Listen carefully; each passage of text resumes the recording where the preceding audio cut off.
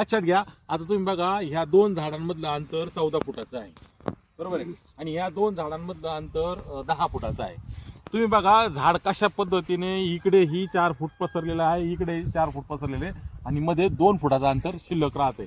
तुम्हाला सांगतो, ह्या मधल्या ज्या स्पेसमध्ये आहे, त्या मधल्या स्पेसमध्ये यांना फवारणी घेताना तकलीफ होत नाही. प्रत्येक पानावरती, प्रत्येक फळावरती फवारणी व्यवस्थित जाते.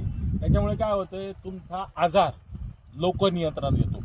पण हे जर तुमची जर दाटी असेल, तर तुम्ही किती जरी पाणी शिडकावलं याच्यावरती, तरी तुमचा आजार नियंत्रणात येणार नाही. काय येणार नाही, तर तुमचं औषध त्याच्यापर्यंत पोहोचत नाही. आणि सगळ्यात महत्त्वाचं, जर झाडांची गर्दी जर कमी असेल, तर सगळ्यात महत्त्वाची जी काही हवा आहे, हवा तुमच्या झाडामध्ये घोटमाळणार नाही. म्हणजे जी काही तुमची फळं खराब झालेली, ही फळं जर खाली पडली, तिच्यातून जी काही बुरशीजन्य वातावरणानुसार जी बुरशी वाढणार आहे, ती हवेमध्ये पसरणार आहे.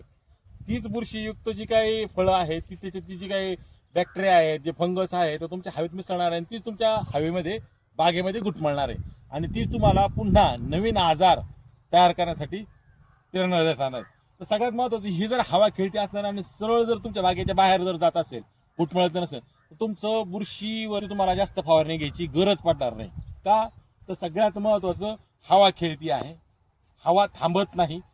म्हणजे जी खराब आहे, बुरशीयुक्त हवा आहे, ती बागेच्या बाहेर निघून जाते. जेवढी तुम्ही दाटी करणार आहात, तेवढी जी खराब हवा, जी हवा आहे, ती इथेच राहणार आहे, आणि तो तुमच्या खर्चामध्ये वाढ करून देतोय. म्हणजे हे सगळ्यात महत्त्वाचं हे लक्षात घ्या, की अंतरावरती खास कटाक्षाने लक्ष द्या, ते लय महत्त्वाचं आहे. धन्यवाद.